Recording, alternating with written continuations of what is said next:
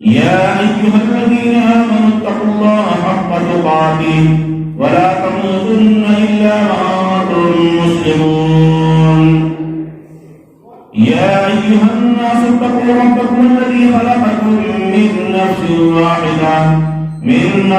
واحدة وخلق منها زوجها وبث منهما رجالا كثيرا ونساء واتقوا الله الذي تساءلون به والأرحام إن الله كان عليكم رقيبا. يا أيها الذين آمنوا اتقوا الله وقولوا قولا سديدا يصلح لكم أعمالكم ويغفر لكم ذنوبكم ومن يطع الله ورسوله فقد فاز فوزا عظيما.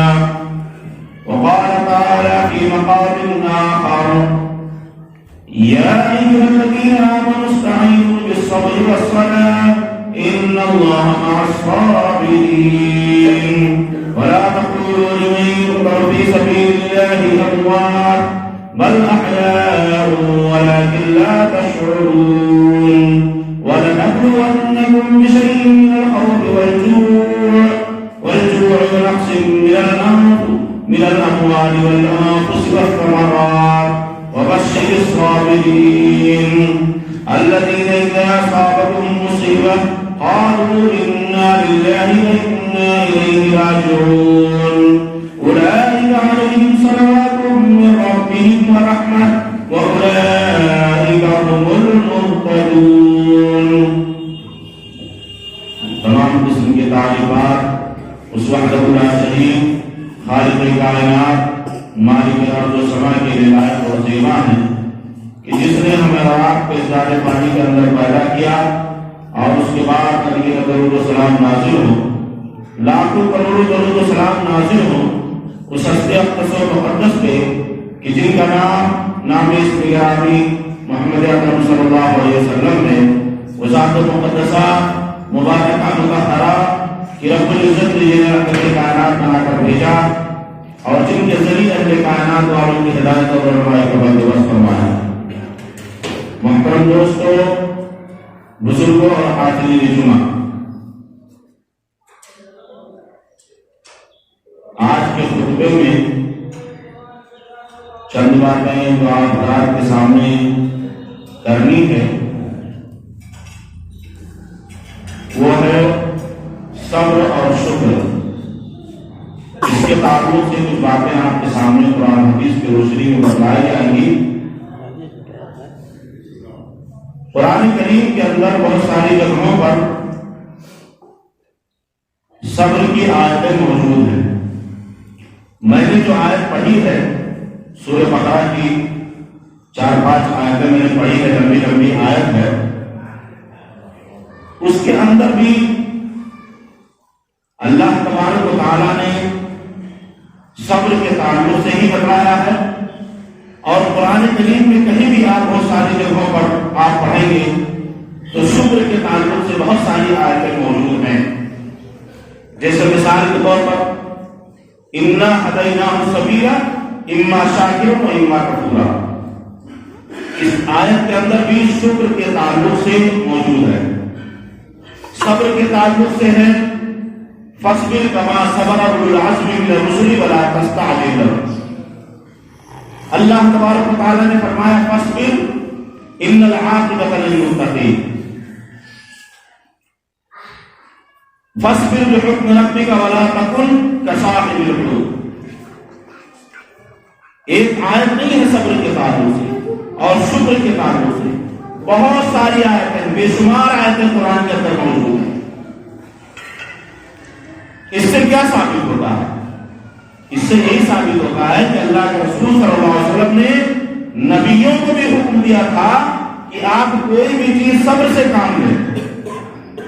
وَلَا تَسْتَعْجِلْ لَهُمْ، ان لوگوں کے لیے جلدی نہ کریں، یعنی کسی کے لیے ہمیں جلدی کرنے کی ضرورت نہیں ہے.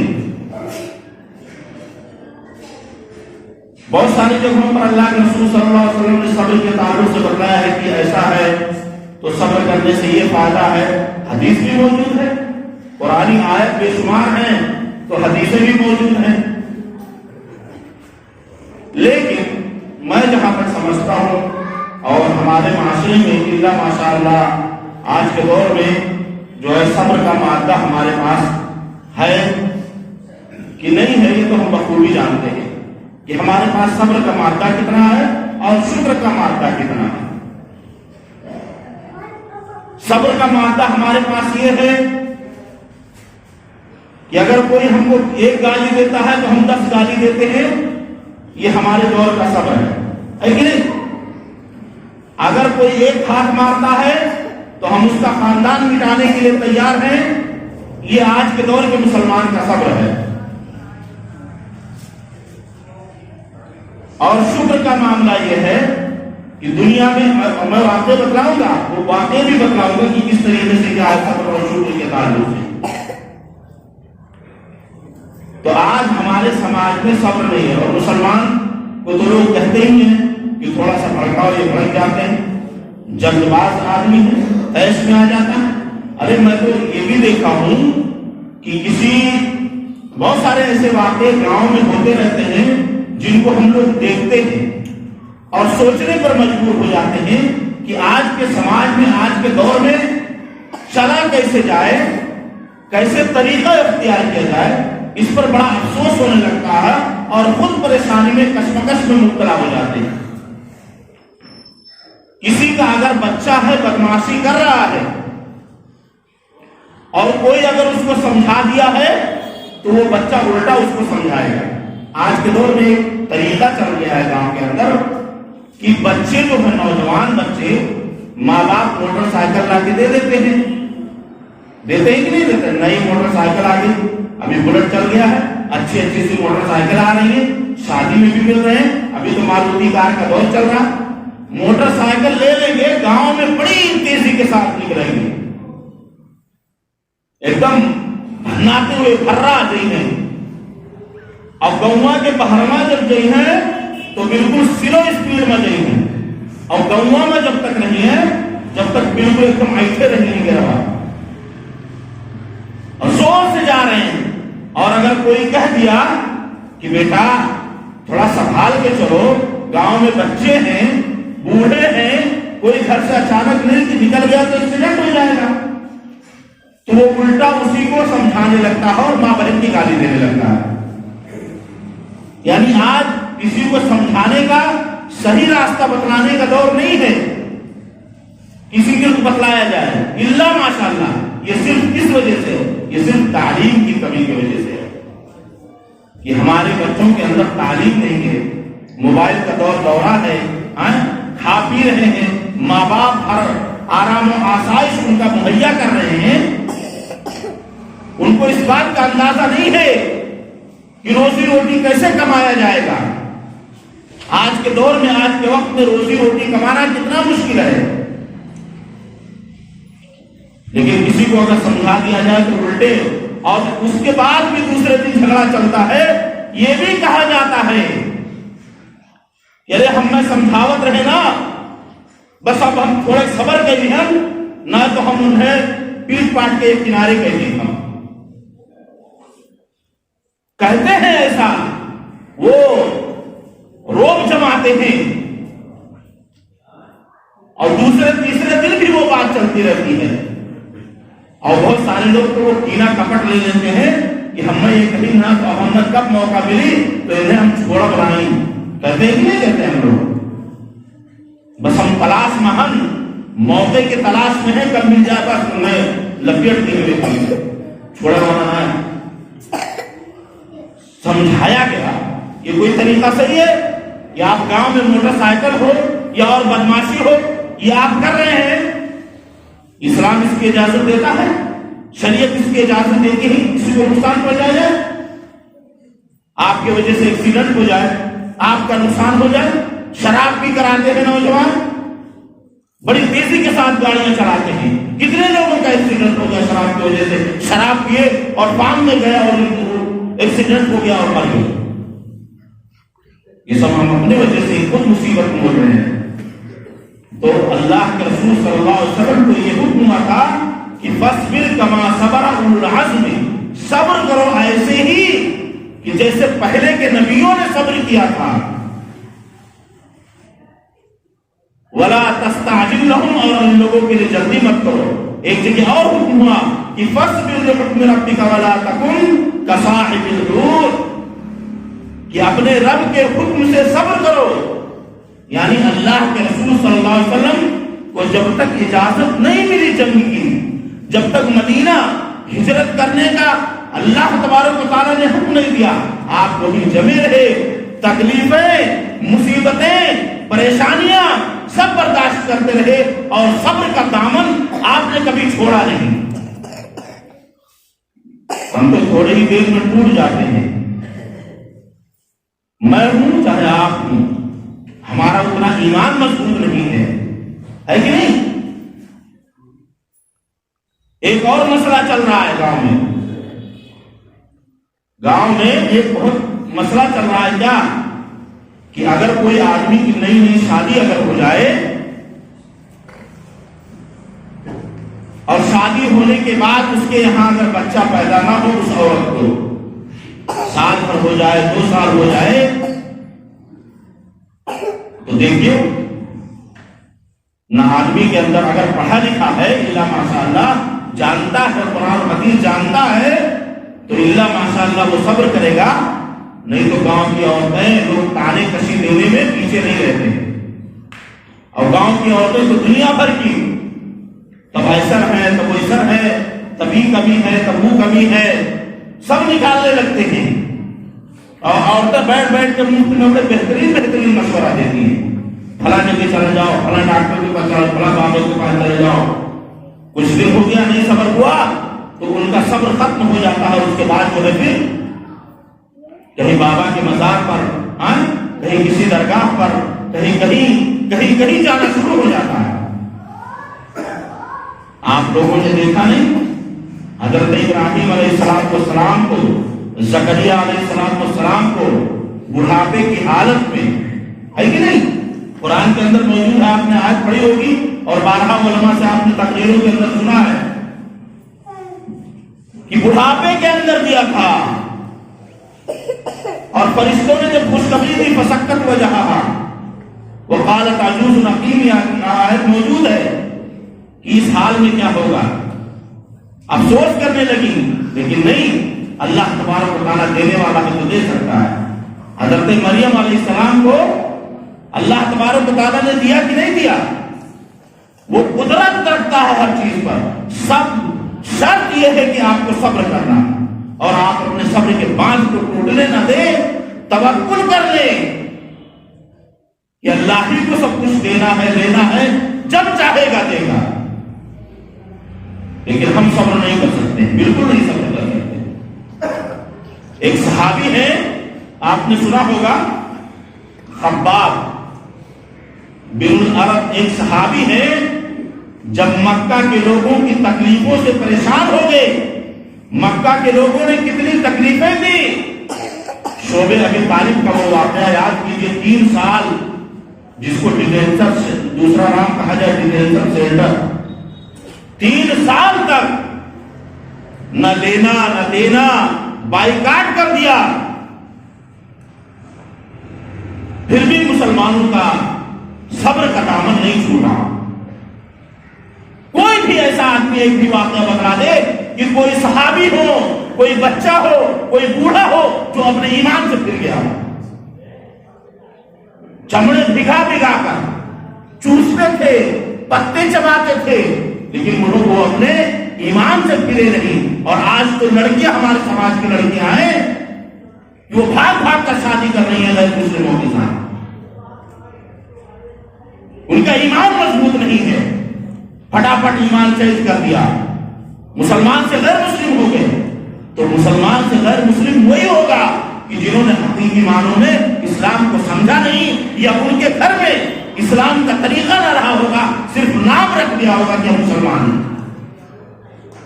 یا ایک سازش بھی یہ ہو سکتی ہے، اور ہو رہی ہے کہ نہیں ہو رہی ہے، ایک سازش بھی ہوگی۔ تو کہیں بھی کوئی بھی ایسا واقعہ نہیں بتلا سکتا کہ اتنی پریشانیوں کے بعد، 3 سال گھاٹی کی مصیبت سہنے کے بعد کسی نے کوئی ایمان چینج کیا ہو یا بدلا ہو، سبوں نے صبر کا دامن پکڑ کے رکھا، اور जीत किसकी हुई? मुसलमानों की जीत हुई।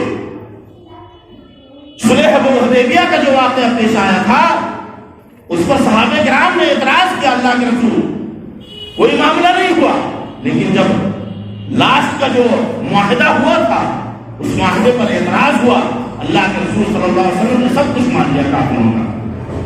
आखिर में जीत किसकी हुई? मुसलमानों की जीत हुई। क्यों?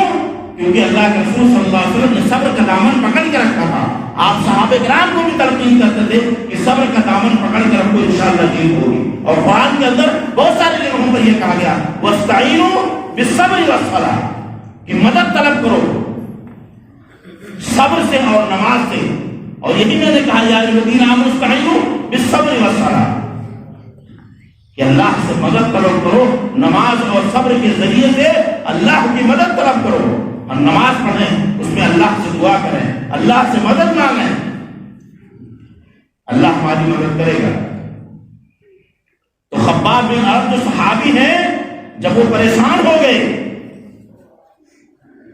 मक्का की लोगों की तकलीफों की जो अजियत देते थे उससे जब परेशान हो गए, आकर शिकायत की अल्लाह के रसूल सल्लल्लाहु अलैहि वसल्लम से कि अल्लाह के रसूल सल्लल्लाहु अलैहि वसल्लम हम कितना सब्र करें, बहुत ज्यादा तकलीफें दे दी हैं। अल्लाह के रसूल सल्लल्लाहु अलैहि वसल्लम ने फरमाया, वहां कहा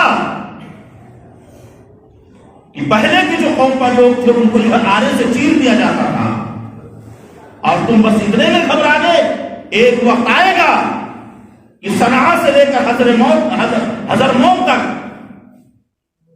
ऐसे आदमी चला जाएगा बेधड़ल्ला बेखौफ, कोई उसको टच करने वाला होगा नहीं, न कोई भेड़िया न कोई वो। और जानते हैं सनआ जो है वो इस वक्त यमन का एक शहर माना जाता है। बहुत सारे लोग होंगे अपने यहाँ के यमन में भी रहने वाले होंगे, हिंदुस्तान के बहुत सारे लोग यमन के अंदर रहते हैं। यमन के लिए अल्लाह के रसूल सल्लल्लाहु अलैहि वसल्लम ने दुआ भी की थी, और ये वही यमन है जिसको कुरान के अंदर जिक्र है, लक़द काना लिसबईन फी मस्कनिहिम आया। आप जाकर देखें 22वें पारे के अंदर ये मौजूद है। ये कौम सबा जो एक कौम थी जिसकी हुक्मरान, जिसकी बादशाह एक औरत थी। मैं अभी वाक़या आगे बतलाऊंगा वो। तो कहने का मकसद यह है कि हमें आपको चाहिए कि अगर हमारे ऊपर मुसीबत आ रही है, परेशानियां आ रही हैं, तो हमें सब्र करना है। कहां तक सब्र करना है ये भी अल्लाह के रसूल सल्लल्लाहु अलैहि वसल्लम ने बताया। कहां तक नहीं सब्र करना है इसका भी तरीका कुरान और हदीस में मौजूद है कि नहीं? कि जहां जरूरत है सब्र करने की वहां सब्र किया जाए, लेकिन अगर जहां दूसरी कौमों से आपका वो हो रहा है तो वहां सब्र की एक हद, एक लिमिट बता दी गई है। उसके बाद आप लाठी डंडे से उनका स्वागत कीजिए। इसीलिए कहा गया है ना कि पहले बच्चे को जब 7 साल का हो जाए तो उसको नमाज का तरीका बतलाओ, जब बड़ा हो जाए तो उसको डंडे से मारो, है कि नहीं? उसको समझाओ। तो एक सब्र का जो एक लिमिट है वो हमें आपको करना है कुरान और हदीस के मुताबिक। एक जो है मैं वाक़या बतलाता हूं सब्र के ताल्लुक से। आइए एक वाक़या बतलाता हूं मैं।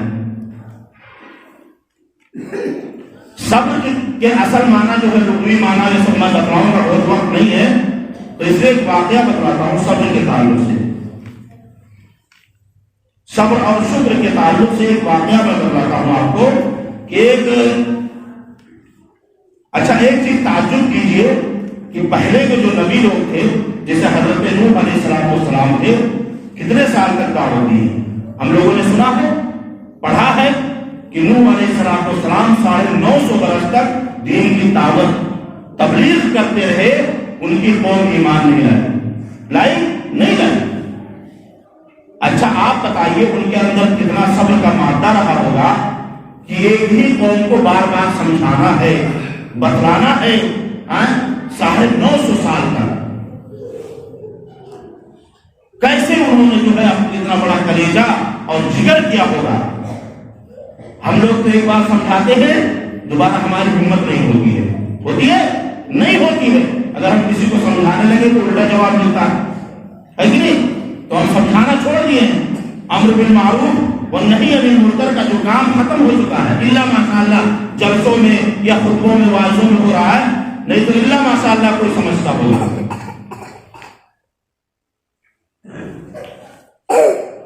تو بہت سارے واقعے جو ہے موجود ہے. ایک آئیے جو میں بتلاتا ہوں،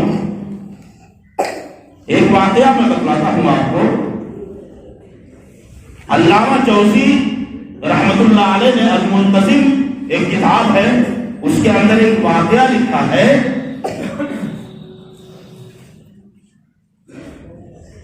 یہ ہے حافظ الحدیث ابو عمر ابراہیم خفار. یہ ایک مالدار آدمی تھے، بہت بڑے مالدار آدمی تھے. تو ان کے یہاں ایک مانگنے والا ہے، مطلب جیسے آج کے دور میں دیکھیں آپ گھروں تک مانگنے والے اور محتاج لوگ، بہت سارے لوگ آتے ہیں. تو ان کے گھر پہ ایک سائل آیا مانگنے والا، کہا کچھ دے دیجیے. تو انہوں نے اس کو 1 درہم دیا. تو اس نے کہا الحمدللہ. تب جب اس نے الحمدللہ کہا تب پھر انہوں نے پھر اس کو 2 درہم اور دیا. تو اس نے کیا کہا معلوم ہے؟ اس نے کہا اللہم لک الحمد. دوسری بار اس نے کہا لک الحمد. تو اسی طریقہ سے وہ دیتے گئے اور وہ اللہ کی تعریف کرتا گیا.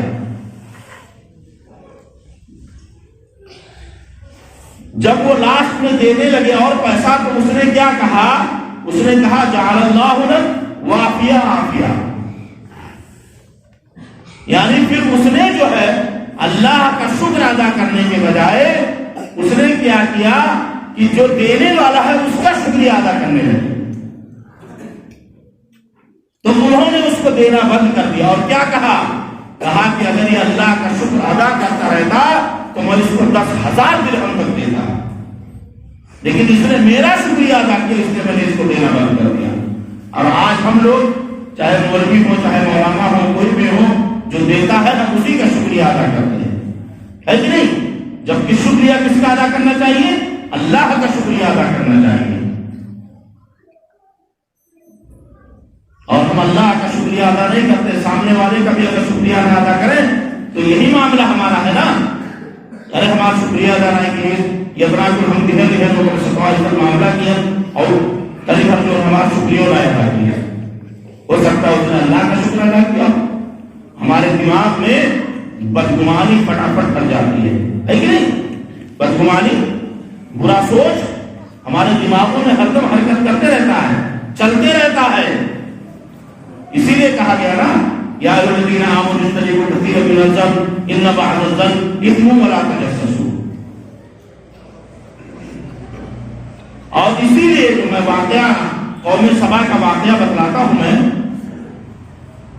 کہ وہ بھی بڑی اچھی قوم، اللہ تبارک و تعالیٰ نے اس کو ہر نعمت سے مالا مال کیا تھا، اس نے بھی شکریہ ادا نہیں کیا، گردانی کی. اللہ تبارک و تعالیٰ نے اس قوم کو ہلاک برباد کر دیا. لقد كان لسبع في مسكنهم آية جنتان عن يمين وشمال. کہ اللہ تبارک و تعالیٰ نے دائیں بائیں جانب اس کو 2 جنت دے کے رکھے تھے، اس میں ہر طرح کی آسائشیں موجود تھی، کھاتے تھے پیتے تھے، گھر اچھے اچھے انہوں نے بنا لیا تھا. یہ کہتے ہیں کہ سبا جو قوم ہے، آج سبا جس ملک کا نام کہا جاتا ہے، میں نے دیکھا ہے کتابوں کے اندر یہ موجود ہے کہ سبا آج اس ملک کا نام یمن ہو گیا ہے. کیا ہو گیا؟ یعنی یمن کا نام جو تھا، جو سعودی کے بازو میں ہے، پڑوسی ملک ہے، یمن جو پہلے تھا اس کا نام سبا تھا. اور وہی سبا، ملکہ سبا وہی تھی کہ جو حضرت سلیمان علیہ السلام کے دور میں جب ہدہد گیا تھا، ہدہد جب گیا تھا خبر لے کر آیا تھا اور کہا تھا کہ غائب ہو گیا تو کہاں گیا تھا؟ تو اس نے کہا تھا کہ میں ایک ایسے ملک میں گیا تھا کہ وہاں ایک عورت حکمرانی کر رہی ہے. تو وہی تھا سبا، وہ جو بادشاہ وہ تھی. پھر بعد میں وہ آئی اور حضرت سلیمان علیہ السلام کے ہاتھ پر اس نے اسلام کو قبول کیا تھا. اسی پر بہت سارے لوگ جواز پیش کرتے ہیں کہ ایک عورت جو حکمران تھی، بادشاہ تھی، اس لیے عورت بادشاہ ہو سکتی ہے، لیکن شریعت کا معاملہ یہ ہے کہ عورت اگر بادشاہ ہے تو اس کی بادشاہی قبول نہیں کی جائے گی۔ شریعت نے منع کیا ہے کہ عورت بادشاہ نہیں ہو سکتی ہے۔ کیوں؟ کیونکہ قرآن نے بھی اس چیز کو کہا الرجال قوامون علی النساء، کہ مرد عورتوں پر حاکم ہے، عورت مرد پر حاکم نہیں ہے۔ تو اس لیے عورت بادشاہ نہیں ہوگی، اور اگر ہو بھی جائے گی تو اس کی بادشاہت نہیں مانی جائے گی۔ یہ کس ملک میں؟ یہ اسلامی ملک میں ہوگا، جہاں دارالحرب ہے، جہاں اسلامی حکومت نہیں ہے، وہاں یہ چیز نہیں چل سکتا ہے۔ تو سبا جو یہ کہا گیا کہ اللہ تبارک و تعالیٰ نے اس قوم کو ہر فراوانی دی تھی، یہاں تک کی دیا تھا کہ اس قوم کے اندر مچھر اور مکھی جو آج کے دور میں ہمارے گھروں میں پائے جاتے ہیں، نہیں، رات میں سو تو مچھر کاٹتے ہیں، کہیں بیٹھ جاؤ تو مچھر کاٹتے ہیں، دن میں مکھی پریشان کیے رہتے ہیں، کھانا کھاؤ کوئی میٹھا چیز لے آؤ تو مکھیاں پریشان کرتی ہیں۔ اللہ تبارک و تعالیٰ نے ان ساری چیزوں سے پاک کر دیا تھا۔ کچھ لوگوں نے پہلے جو بتایا ہے کہ یہ جو جگہ تھی یہ ملک شام اور یمن کے شاہراہ پر تھی، یعنی جو ہائیوے ہے نا، اس جگہ پر یہ صنع، یہ جو جگہ جو قوم سبا تھی اس جگہ پر آباد تھی، لیکن آج وہ پورا حصہ جو ہے یمن کے اندر موجود ہے، اس کا نام یمن ہو گیا ہے۔ تو اللہ تبارک و تعالیٰ نے اس قوم کو بہت مالا مال کیا تھا، ہر چیز سے نوازا تھا، کھاؤ پیو مزے کرو عیش کرو۔ تو ظاہر سی بات ہے ہم بھی دیکھتے ہیں کہ آج کے دور میں اللہ تبارک و تعالیٰ نے جس کو نماز دیتا ہے وہ کتنا عقل کے چلتا ہے، سینہ تان کے چلتا ہے، چلتا ہے کہ نہیں چلتا ہے سینہ تان کے؟ کیوں کا جورت نہ ہے کہ بھلانے کے ہوئے دھماکے کیے ہوں، خاطر خواہ میں نہیں لاتا ہے۔ اللہ تبارک و تعالیٰ نے دولت سے نواز دیا تو خاطر خواہ میں نہیں لا رہا ہے، کسی کو جوڑ نہیں رہا ہے۔ اب وہ چاہتا ہے کہ ہمارے پیچھے 4-5 مہینے گھومیں، ہم کہے کہ وہ پچھوا جائے گھومیں۔ تو میرے دوستو، کہنے کا جو مقصد یہ ہے کہ دولت پہ اترائیے مت، اللہ تبارک و تعالیٰ نے دیا ہے تو اس کا شکر ادا کیجیے، اس میں غریبوں کا حق ہے۔ ایسا نہیں ہے کہ اللہ تبارک و تعالیٰ نے آپ کو دولت سے مالا مال کر دیا ہے تو جتنا کو ہے خود کھائے اور ڈکار نہ لو۔ اللہ تعالیٰ نے آپ کو مالدار بنایا ہے، اسی لیے مالدار دنیا کے اندر بہت سارے لوگ ہیں لیکن دلدار کوئی نہیں ملے گا۔ اگر گاؤں میں ایک گاؤں میں اگر 100 مالدار ہیں تو 100 میں سے 2 ہی 3 ایسے ہوں گے کہ جن کے پاس مال بھی ہوگا اور ان کے پاس دل بھی ہوگا۔ عثمان غنی رضی اللہ تعالیٰ کو دیکھ لیجیے، کتنے غنی ان کا لقب پڑا تھا، ہے کہ نہیں؟ لیکن اللہ کے راستے میں جب دینا ہوتا تو سب لٹا دیتے تھے، جاؤ۔ اور میں نے تو بتلایا تھا کہ ہم مسجد مدرسے میں وہی نوٹ دیتے ہیں جو پھٹا پرانا رہے، کہ نہ چلے بھائی جو ہمارے جبیا سے تو ہٹ جائے، ہے کہ نہیں؟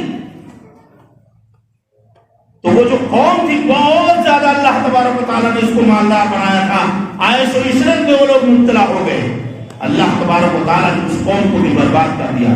قرآن کے اندر آج موجود ہے فارسلنا علیہم سیل العرم وبدلناہم بجنتین جنتین، کہ اللہ تبارک و تعالیٰ نے اس قوم کے اندر باڑھ پیدا کر دیا، اتنا باڑھ پیدا کر دیا کہ ان کے جو باغات تھے، ان کی جو نہریں تھیں، ساری چیزوں کو اللہ تبارک و تعالیٰ نے اس کے ذریعے سے ملیامین کر دیا۔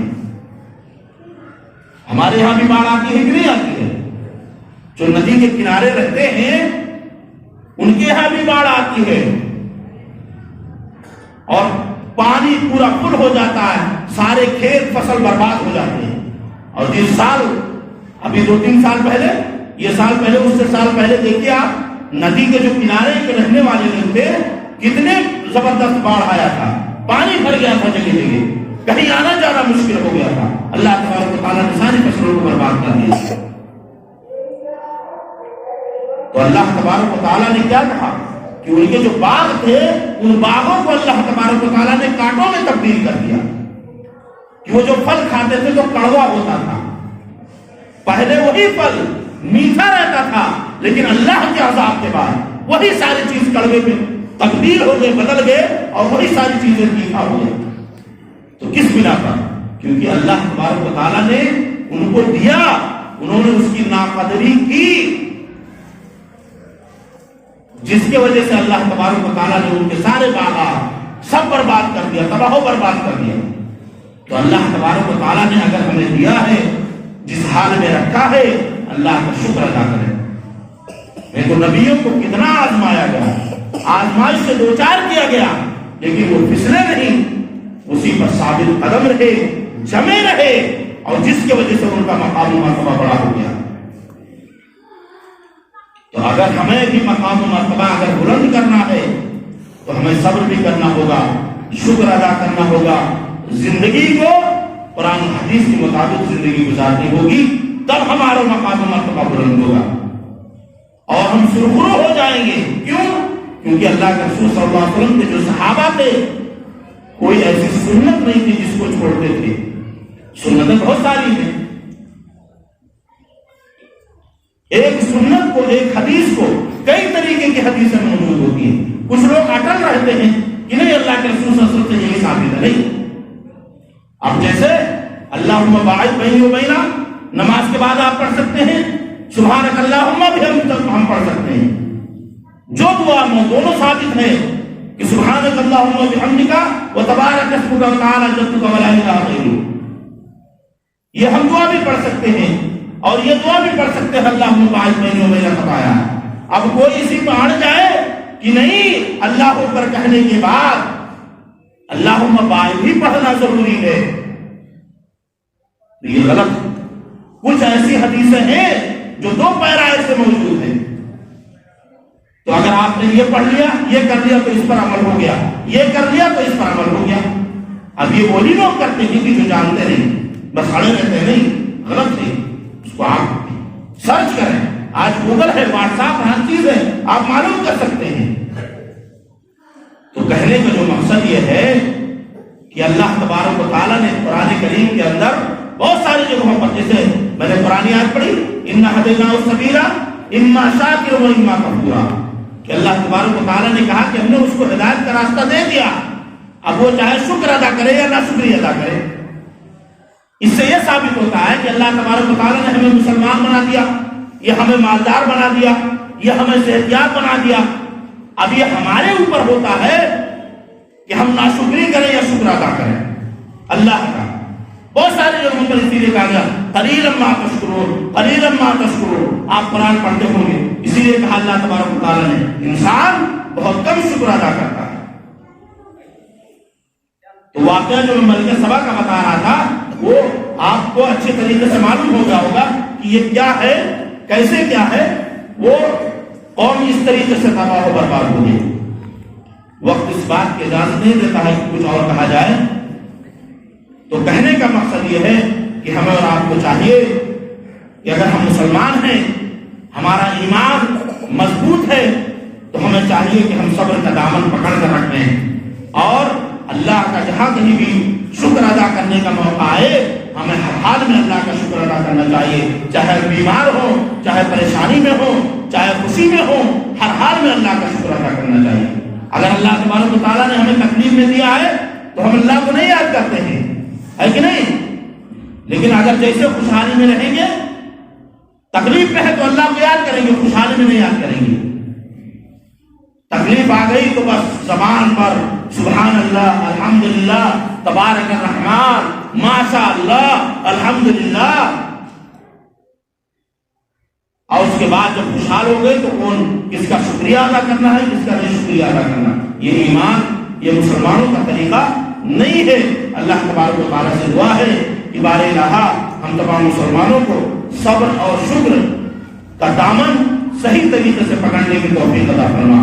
بار الہ ہم تمام مسلمانوں کے دلوں کے اندر, ہم تمام مسلمانوں کے دلوں کو مضبوط کر دے ایمان سے, استقامت سے, اور اللہ تبارک و تعالیٰ ہمیں دین پر جو ہے صحیح طریقے سے ثابت قدم رہنے کی توفیق عطا فرما۔ بارگاہ جب تک اس دنیا کے اندر زندہ رکھ، ایمان پر زندہ رکھ، اور جب ہمارا خاتمہ ہو تو ایمان میں خیر کرو، آمین تقبل یا رب العالمین۔